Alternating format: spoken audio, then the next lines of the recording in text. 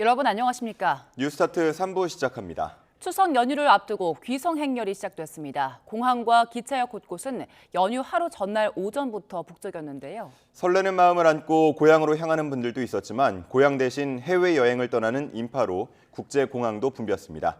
유서연 기자입니다. 추석 연휴를 하루 앞두고 조금이라도 빨리 고향에 가고 싶어 하늘길을 골랐습니다. 바다 건너편 수백 킬로미터 떨어진 고향에 얼른 닿기를 부모님 품에 안겨 하양살이의 외로움을 달래고 싶습니다. 집이 제주도인데 빨리, 엄마 아빠 빨리 보고 싶어서 휴가 써서 집 가고 있어요.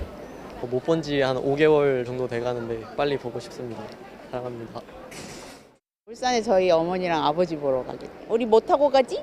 비지. 응. 할아버지 빨리 갈게요. 한번 해줘. 빨리 가자. 하트. 하트. 하트. 정성스럽게 고른 선물, 보아해줄 표정도 궁금합니다.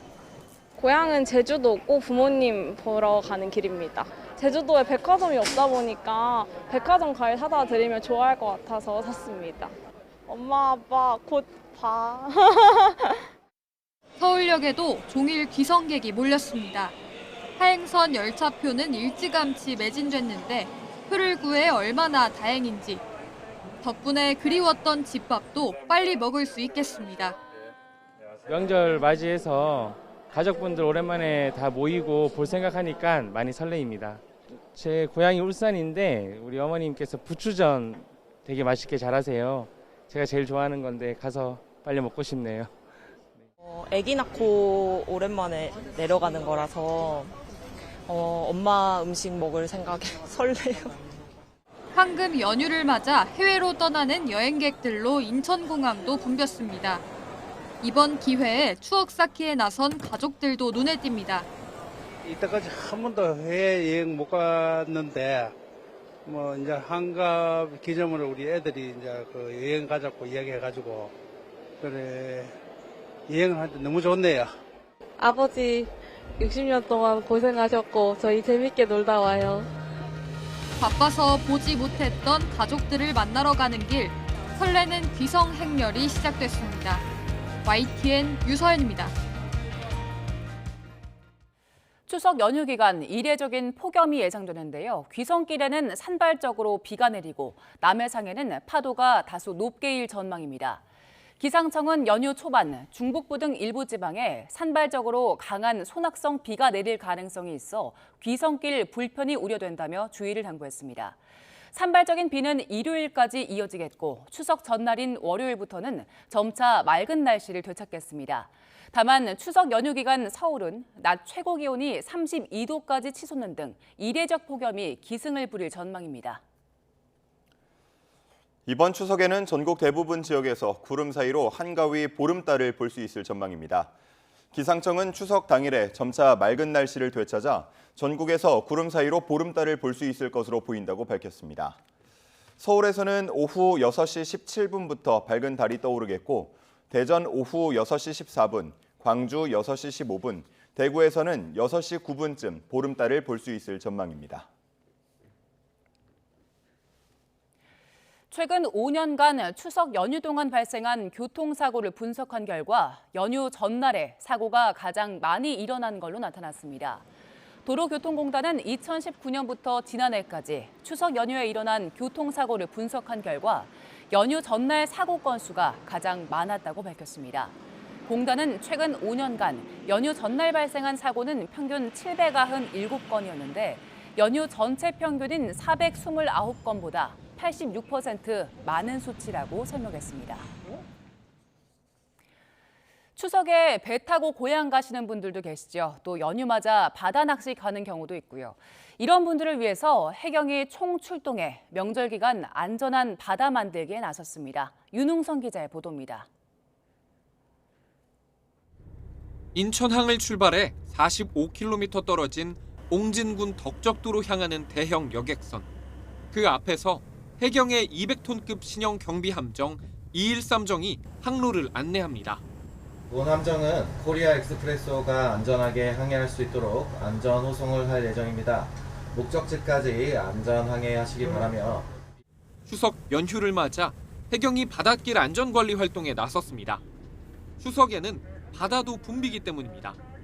최근 3년 동안 추석 연휴 하루 평균 여객선 이용객은 7만 7천여 명으로 평소의 2배가 넘는데 낚시객들을 태운 어선 출항도 늘어 선박 간 충돌 등 사고 위험도 커집니다.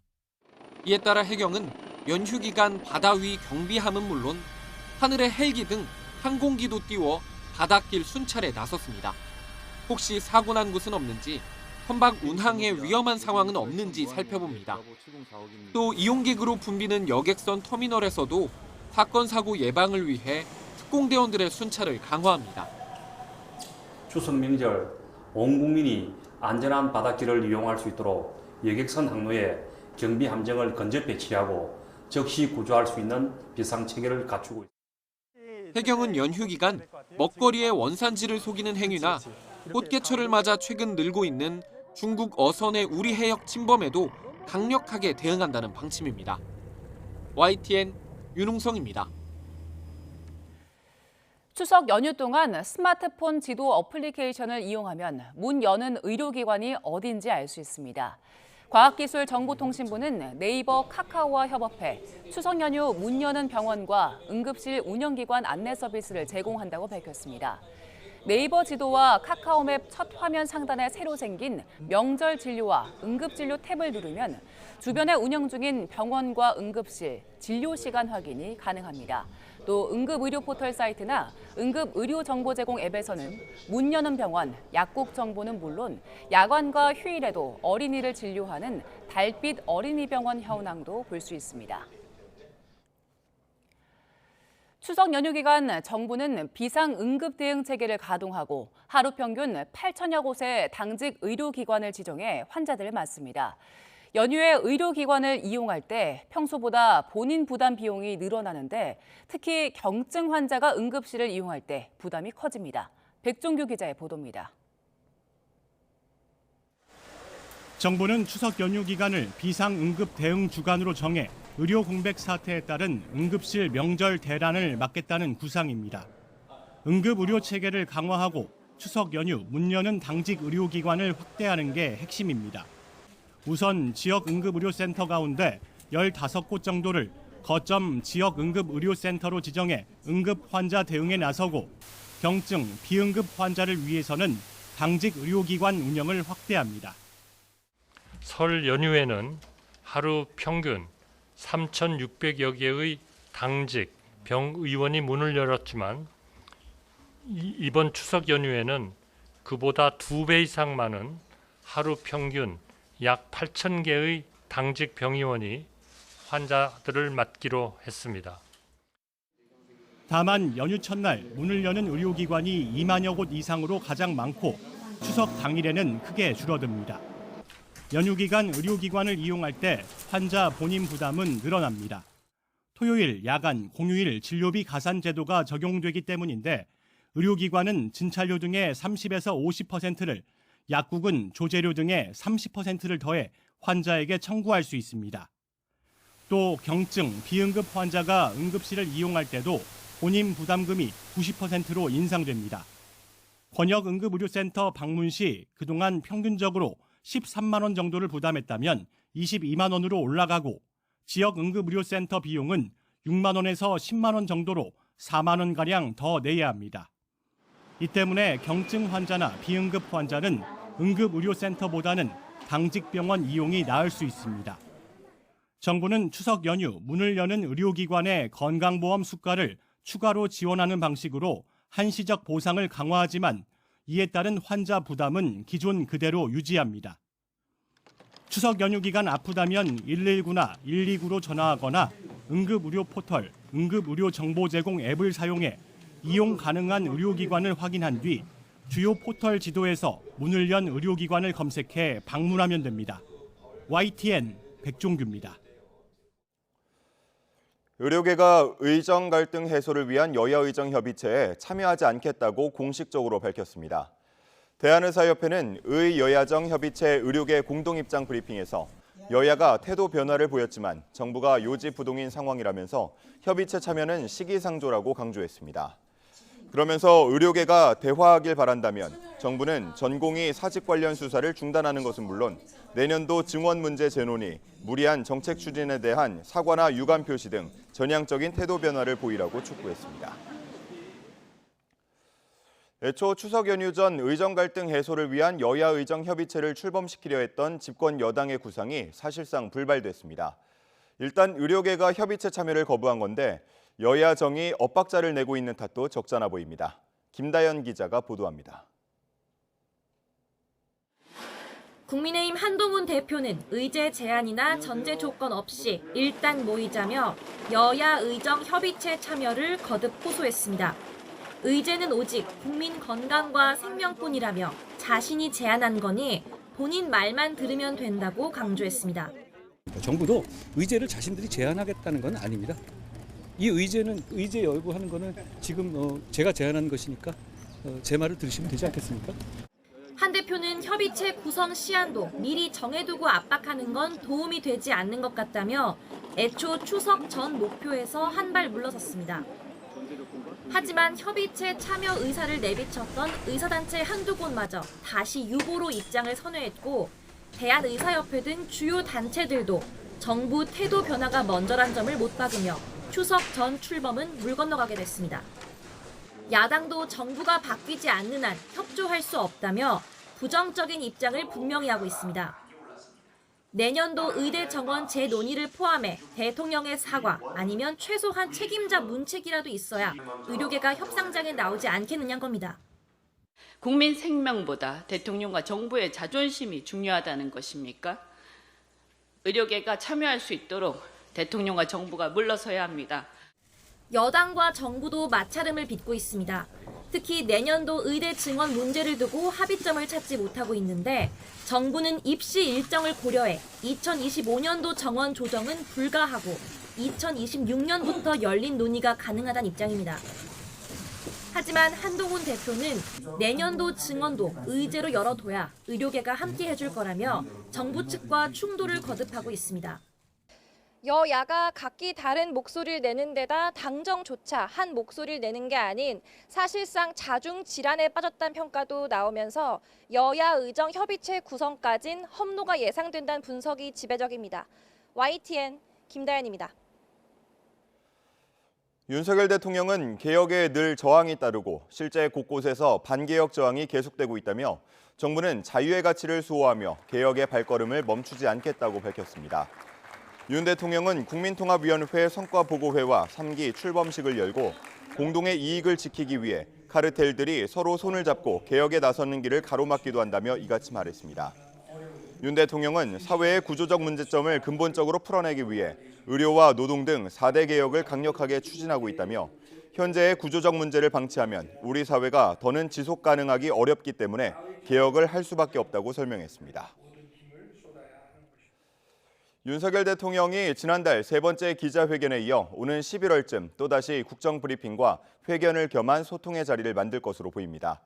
분기별로 기자회견을 열 계획으로 전해졌는데 소통의 의지만큼이나 내용도 중요하다는 지적이 나옵니다. 권남기 기자입니다. 윤석열 대통령은 국정브리핑과 기자회견을 분기별로 1년에 4번씩은 열겠다는 의지를 밝힌 것으로 전해집니다. 국민과 직접 소통하고 정책을 설명하는 기회를 자주 가지겠다는 건데 취임 후 4번째가 될 다음 기자회견은 오는 11월쯤이 될 거로 보입니다. 언론을 통해서 또 국민들께 설명하고 또 이해시켜드리고 11월은 윤 대통령의 임기 반환점으로 주요 국정과제를 점검할 때이자 김건희 여사 관련 의혹 검찰 수사도 마무리됐을 가능성이 큽니다. 국회에선 내년도 정부 예산안에 대한 본격 심사에 돌입하고 미국 대선으로 해리스 혹은 트럼프, 새로운 미 행정부가 탄생할 때입니다. 국정브리핑과 기자회견에 담길 내용이 적잖을 거란 기대가 벌써 나오는 이유입니다. 하지만 동시에 소통의 의지만큼 형식과 내용도 꼼꼼히 준비해야 한다는 지적이 나옵니다. 앞선 국정브리핑의 경우 전체 41분 가운데 윤석열 정부의 성과를 설명하는데 절반 가까운 시간을 할애했습니다. 한국 경제 부음이 알려지지 않은 것이 오히려 놀라운 일이라고 했습니다.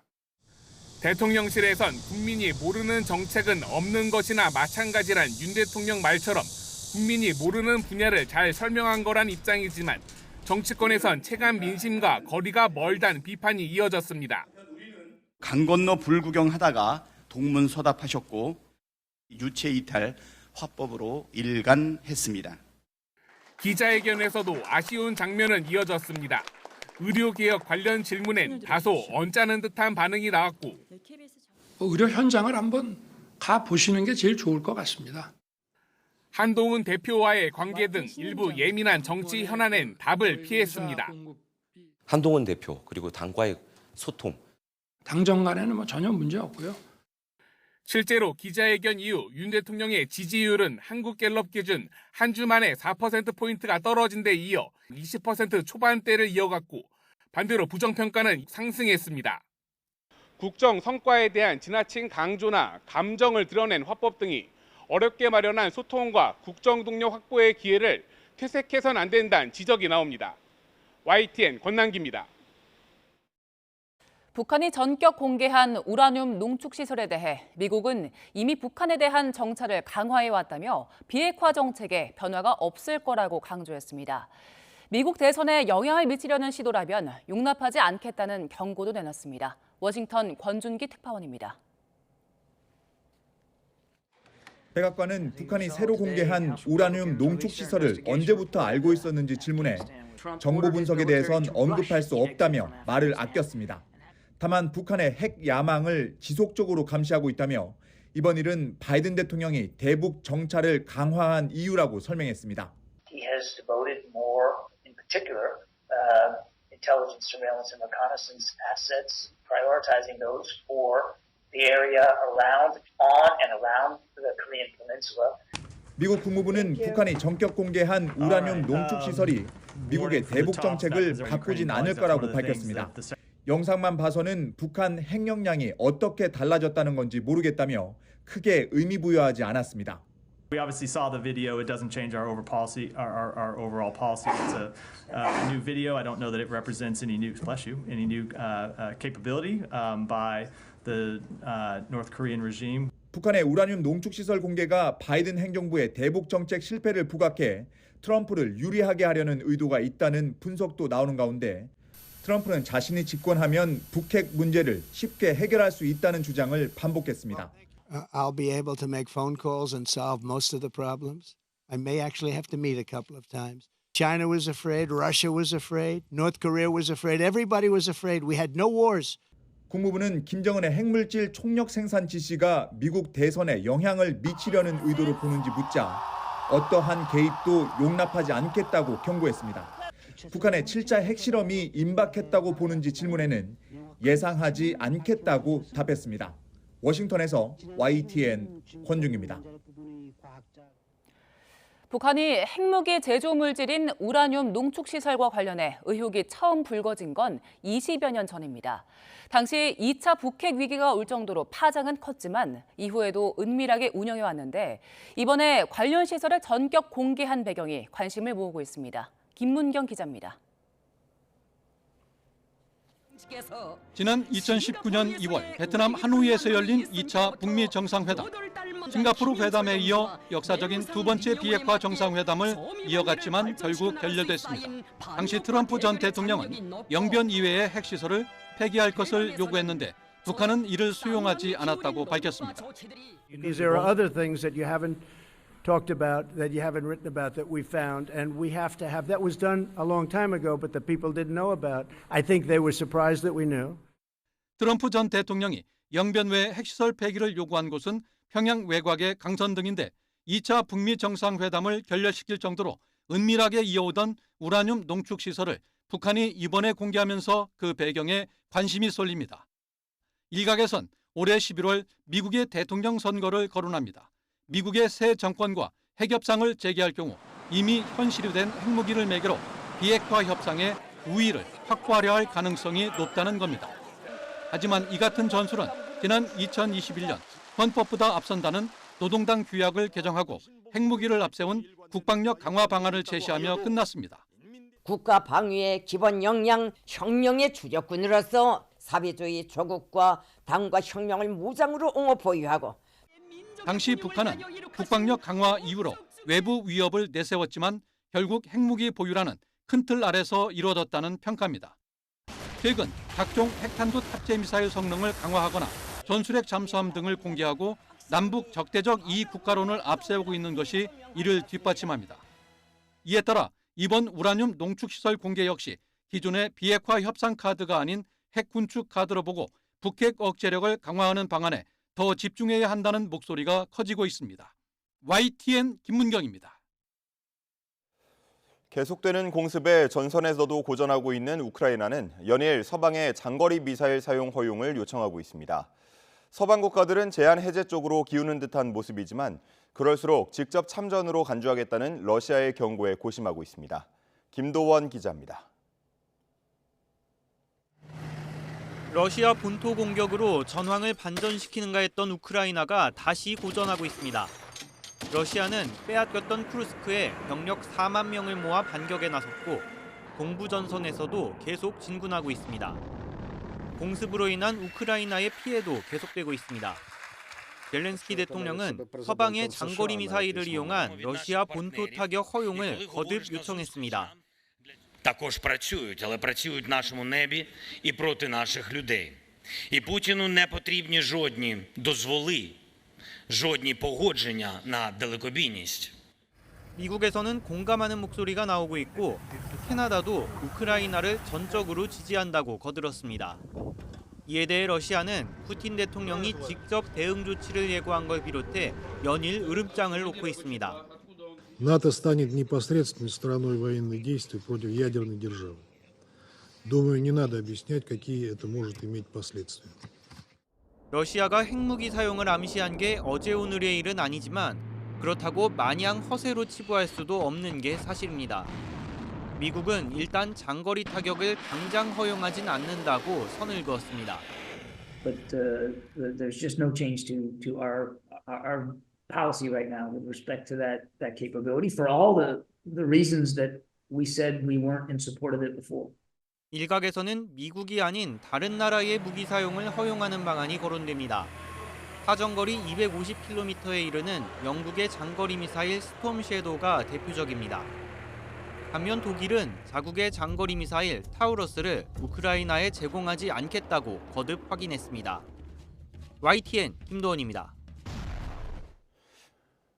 미국 정부는 러시아 국영방송 RT가 러시아의 비밀 정보 작전과 전쟁에 필요한 무기 조달을 지원하는 등 언론사의 범주를 벗어난 활동을 하고 있다며 제재에 나섰습니다. 토니 블링컨 미국 국무부 장관은 현지 시간 13일 브리핑을 열고 RT가 우크라이나 주둔 러시아 부대에 무기 등을 제공하기 위해 소셜미디어로 대규모 온라인 모금을 하고 있다고 밝혔습니다. 제공 장비에는 적용용 총, 소음기, 방탄복, 드론, 조준경 등이 포함됐고 정찰 드론 등 일부 장비는 중국에서 조달된 것으로 파악됐습니다. 다만 모금 주체가 러시아 정부였고 최종 수혜자가 러시아 군이란 사실을 중국이 알고 있었다고 볼 만한 징후는 없다고 블링컨 장관은 설명했습니다. 미국 국무부가 일본에 41억 달러, 우리 돈 5조 4천억 원 규모의 공중급유기 판매를 잠정 승인했다고 미국 국방부 산하 국방안보협력국이 밝혔습니다. 국무부는 일본 정부가 요청한 공중급유기 9대와 터보팬 엔진 18개 등 관련 장비에 대한 대외 군사 판매를 승인했다고 국방안보협력국이 전했습니다. 국방안보협력국은 이번 판매는 일본의 공중급유 능력과 여객 수송 작전을 개선해 영내 위협에 대한 억제력을 강화할 수 있을 것이라고 말했습니다. 세계보건기구 WHO는 가자지구에서 어린이 56만 명이 소아마비 백신 1차 접종을 받았다고 밝혔습니다. 테워드로스 아드하놈 거브레예수스 WHO 사무총장은 가자지구 곳곳에서 매일 비극이 벌어지는 가운데 거둔 엄청난 성공이라고 밝혔습니다. WHO 등은 이스라엘 등과 협의해 지난 1일부터 12일까지 가자지구 중부와 남부, 북부 순으로 휴전을 한 뒤 어린이들에게 백신을 접종했습니다. 2차 접종은 4주 뒤에 시작될 예정입니다.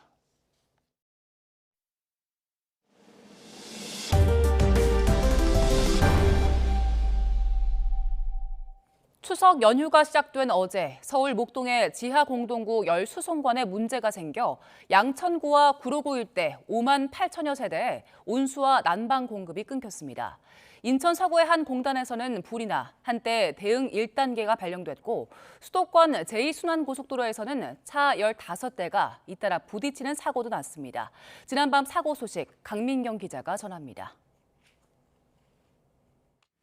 빗길 도로 한복판에서 새하얀 증기가 쉴 새 없이 뿜어져 나옵니다. 맨홀을 뚫고 나오는 뜨거운 열기에 소방대원들도 진땀을 흘립니다. 어제 오후 4시 10분쯤 서울 양천구의 지하 공동구 열수송관에서 누수로 추정되는 사고가 났습니다. 뜨거운 물이 파이프 밖으로 흘러나오며 목동과 신정동, 구로구와 고척동 일대의 5만 8천여 세대에 온수와 난방이 끊겼습니다. 양천구에서는 지난 1월에도 신전가압장 부근에서 누수가 발생해 주민들이 불편을 겪었는데 당시에는 노후된 배관 문제였던 걸로 파악됐습니다. 밤새 공동구에 찬 증기를 빼낸 서울에너지공사는 날이 밝는 대로 복구 작업을 진행한다는 방침입니다. 새빨간 불이 공장을 모두 태워 뼈대만 남았습니다. 열화상 카메라와 드론으로 본 현장 사진이 화재의 규모를 짐작하게 합니다. 어젯밤 9시 53분 공장이 모여있는 인천시 서구 오류동의 합성수지 재활용 공장에서 불이 났습니다. 소방은 화재 발생 19분 만에 소방서 인력 전체가 출동하는 대응 1단계를 발령하고 3시간 만인 새벽 1시쯤 큰 불을 잡았습니다. 다친 사람은 없지만 불이 근처 공장으로도 번진 걸로 파악돼 소방당국은 정확한 피해 규모를 조사할 계획입니다.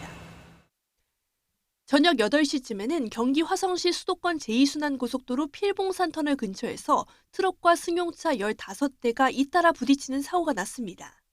40대 남성 1명이 다쳤는데 경찰은 정체 구간에서 트럭이 속도를 줄이지 못해 연쇄 추돌이 일어난 걸로 보고 있습니다. 저녁 8시 반쯤에는 서울 일부 지역에서 119 신고 접수 장애가 발생했다가 45분 만인 밤 9시 15분에 정상화됐습니다. 서울시 관계자는 서울종합방재센터 상황실 내부 시스템 오류 때문으로 추정된다고 설명했습니다. YTN 강민경입니다. 드론으로 추정되는 비행 물체로 인해 제주국제공항 항공기 운항이 1시간 가까이 중단됐습니다. 한국공항공사 측은 드론으로 추정되는 물체가 확인돼 어젯밤 9시 17분부터 10시 5분까지 48분가량 항공기 운항을 중단했었다고 밝혔습니다. 이로 인해 국내선과 국제선을 포함해 총 3편이 결항했고 23편의 운항이 지연된 걸로 파악됐습니다. 오늘 새벽 2시 반쯤 서울 양재동 도로를 달리던 승용차가 가로수를 들이받았습니다. 이 사고로 차량 운전자가 가벼운 찰과상을 입었고 다친 사람은 없는 걸로 파악됐습니다. 아동복지시설에 있다가 자립한 청년들은 혼자 맞는 추석이 낯설고 외로울 수도 있을 텐데요.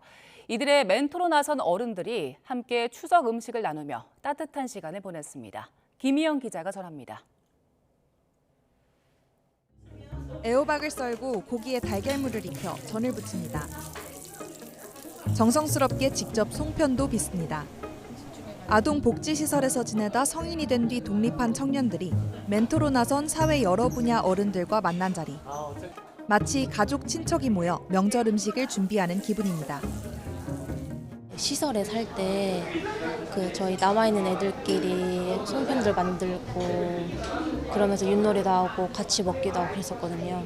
오랜만에 하니까 되게 기분이 좋았고 뭔가 되게 옛날 생각도 났었어요. 옛날에는 사람들을 만나는 게 조금 어려웠어요. 근데 처음 해보는데 다들 그냥 친근하게 다가와 주시고 가족 같은 분위기가 약간 있는 것 같아요. 사회에 나와 소소하게 궁금하던 것부터 고민스러운 일까지 물어보고 조언도 구하다 보니 마음이 든든해지는 것 같습니다. 시설에 나오고 나서 약간 주거 문제나 심리적 문제 이런 거에 대해서 도움을 받고 싶었어요. 서로 뭐 하면서 사는지 이런 거 얘기 나누니까 그런 게 좀 좋았던 것 같아요. 그냥 말할 사람이 있다는 것만으로 저는 감사했어요. 자립준비 청년들이 위기에 처하지 않고 사회에 잘 적응할 수 있도록 도울 방법은 없을까 고민도 나눕니다. 가장 기본적인 의식주 생활에 필요한 사례관리비 집행이 좀 제도적으로 극히 제한적으로 지금 운영이 되고 있습니다. 아주 긴급한 어떤 상황이라든지 특별한 요건을 갖추지 않았을 때는 식료품 지원이라든지 피복기 지원에서는 어려움을 좀 겪고 있는 게 사실이고요. 씩씩하게 사회에 적응해가는 청년들과 이들을 대견하게 바라보는 멘토 어른들. 가족처럼 어울리며 풍성한 하루를 보냈습니다. YTN 김이영입니다. 만년의 세월을 담고 있는 용천 동굴의 비경이 영상으로 공개됐습니다. 동굴 안에는 통일신라 시대 유물도 남아있는데요. 신비한 동굴 속으로 고재영 기자가 안내합니다. 빛을 비추자 동굴이 오랜 세월 품어온 비경이 모습을 드러냅니다. 용암동굴 속의 석회동굴의 특성인 종유석과 석주가 신비롭게 자라고 있습니다. 용천동굴 이름처럼 용이 꿈틀거리며 지나갔을 것 같은 동굴 속 3.4km 구간마다 용암동굴과 석회동굴이 어우러진 비경을 간직하고 있습니다. 조금 더 동굴 속으로 들어가면 큰 규모의 동굴 호수가 모습을 드러냅니다. 누군가 벽에 새겨놓은 옛 글자가 눈에 띕니다. 2글자지? 이거지? 여기까지? 호수 속에서 동물의 뼈와 8세기경 통일신라 시대에 사용된 그릇도 발견돼 용천동굴의 높은 가치를 잘 보여줍니다. 용천동굴 같은 경우는 이제 지질학적으로도 이제 중요하지만 이런 이제 역사적으로 고고학적으로도 되게 중요한 동굴이 되겠습니다. 용천동굴은 지난 2005년 전신주 공사 중 우연히 발견된 이후 20년 가까이 지난 지금까지도 일반 공개가 엄격히 제한돼 있습니다. 보고 싶어도 볼 수 없던 용천동굴의 비경이 누구나 볼 수 있도록 고화질 영상에 담겼습니다. 용천동굴뿐만 아니라 한라산 백록담, 곶자왈, 사려니 숲길 등 제주 천혜의 자연경관을 대상으로 모든 국민이 활용할 수 있는 영상, 공공저작물로 개방함에 큰 의의를 두고 있고요. 용천동굴 영상은 이르면 올해 말쯤 공개될 예정입니다. YTN 고재영입니다. 전라남도는 인재 육성 교육국을 새로 만들 정도로 인재를 길러내는 데 진심인데요. 올해도 500명 넘은 학생들을 인재로 선발해 지원을 아끼지 않고 있습니다. 여기에는 미래를 이끌 지역 인재 확보가 지방 소멸을 극복할 희망이라는 절실함이 담겨 있습니다. 나현호 기자입니다. 현악기의 서정적인 선율, 하늘을 향한 힘찬 발차기의 태권도 시범. 올해 전라남도가 선정한 예체능 영재들 작품입니다. 으뜸 인재와 과학 예능 인재를 비롯해 모두 6개 분야 546명이 올해 전남 인재로 뽑혔습니다. 인문 분야 인재들한테도 좀 지원해 주신 거에 대해서 되게 감사하게 생각하고 있고요. 전남을 대표하는 인재로서 조금 앞으로 이 문화유산 탐구를 열심히 해나갈 생각입니다. 전라남도는 무엇보다 학생이 자신의 꿈을 이뤄나가는데 어려움이 없도록 물심양면으로 지원합니다. 훗날 더 큰 인재로 자라서 지역에서 선한 영향력을 끼치는 사람으로 성장시킨다는 목표입니다. 나중에 커서는 이제 고흥으로 제 고향으로 내려와서 저 같은 무용을 하고 싶은 아이들을 육성하고 하는 그런 선생님이 되고 싶습니다. 새천년 인재 육성 프로젝트는 지난 2019년부터 시작돼 300억 원이 투입된 전라남도 대표 인재 육성 사업입니다. 현재까지 9,100여 명의 전남 도민이 혜택을 받아 다양한 분야에서 성과를 내고 있습니다. 이번 파리올림픽 양궁 금메달 리스트인 남수현 선수를 비롯해 육상 김장우, 수영 김민섭 선수도 전남 으뜸 인재 출신입니다. 젊은 인재들도 키우고 또 자라나는 청소년들이 꿈을 키우되 또 전라남도 와서 또 함께 정착하고 우리 전남 도민과 함께 꿈을 키우는 그런 인재 육성 프로그램이 잘 가동되고 있다 생각합니다. 지난 7월 전국에서는 처음으로 인재 육성 교육국을 만든 전라남도. 지방 소멸 위기가 가속화되는 가운데 내년에는 한 해 예산을 100억 원까지 대폭 늘려 미래 일꾼들에게 투자할 계획입니다. YTN 나현호입니다. 전남 장흥의 대표적 명소 중 하나죠. 아름드리 편백숲인 우드랜드에는 통나무집과 이색 산책로 등이 있습니다. 또 최근에는 하늘길과 맨발로 걷는 흙길도 열려 방문객을 기다리고 있습니다. 김범환 기자가 다녀왔습니다. 서울 광화문의 정남쪽에 있는 전남 장흥읍을 어머니 품처럼 푸근하게 안고 있는 억불산입니다. 해발 518m의 억불산 자락에는 울창한 치유의 편백숲, 우드랜드가 장관입니다. 억불산에는 제 뒤로 보시는 것처럼 몸이 불편한 탐방객도 정상까지 오를 수 있도록 말레길이 마련돼 있습니다. 건강에 대한 관심이 높아지면서 맨발로 걷는 인구가 늘자 우드랜드에도 새로운 길이 선보였습니다. 천문 과학을 체험하고 나와 즐길 수 있는 편백숲 흙길 1.2km 구간입니다. 맨발 걷기를 할 수 있는 황토포장을 이렇게 해놨습니다. 그리고 상책로 양쪽으로는 이제 야생화인 맹문동과 꽃무로 이렇게 식재를 해서 마치 공중에 떠 있는 듯한 기분을 만끽할 수 있는 하늘길도 만들어졌습니다. 편백숲 우드랜드 편백숲 그 길을 따라서 그 길이 조성되어 있기 때문에 아주 시원하고 그리고 피톤치드를 마음껏 이게 마실 수 있는 그런 거기 때문에 건강과 어떤 치유에 힐링에 굉장히 큰 도움이 될 거라고 생각하고 있습니다. 장흥 우드랜드에는 앞으로 화려한 경관 조명도 설치돼 밤에도 찾는 명소가 될 것으로 기대됩니다. YTN 김범환입니다. 프로야구 한화의 류현진이 13년 만에 국내 무대 10승을 달성했습니다.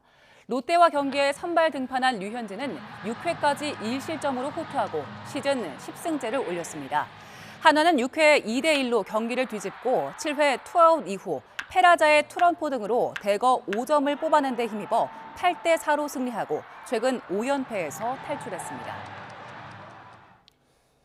안세영 선수의 폭로 이후 시작된 문화체육관광부 조사의 중간 결과 발표에 대해 배드민턴 협회가 공식적으로 반박했습니다. 배드민턴 협회는 보도자료를 통해 명확한 근거 없이 한 개인을 횡령과 배임으로 모는 것은 명확한 명예훼손으로 반드시 법적 책임을 따질 것이라고 밝혔습니다.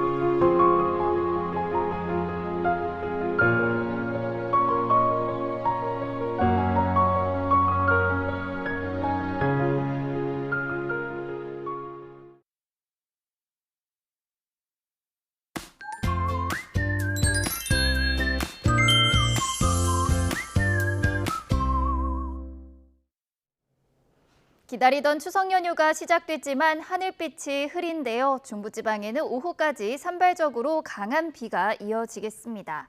귀성길 교통안전에 주의하셔야겠습니다. 예상되는 비의 양은 경기 남부에 80mm 이상, 그 밖에 중부지방에도 많게는 40에서 60mm의 비가 더 내리겠고요. 경북지방에는 오후 한때 요란한 소나기도 지나겠습니다. 밤사이 곳곳에서 열대야가 나타났습니다. 현재 서울 기온은 25.2도, 대구는 25.6도를 보이고 있습니다. 충청과 남부 곳곳으로 폭염특보가 내려진 가운데 오늘 서울의 한낮 기온은 31도, 대전은 33도, 광주는 34도, 대구는 35도 선까지 치솟겠습니다. 내일과 모레는 영동과 영남 해안, 제주도 쪽에 비가 내리겠고요. 내륙은 더위 속에 요란한 소나기가 지나겠습니다. 추석 당일에는 구름 사이로 보름달을 감상할 수 있겠습니다. 지금까지 날씨 정보였습니다. 이상으로 뉴스타트 마칩니다. 함께해 주신 여러분 고맙습니다.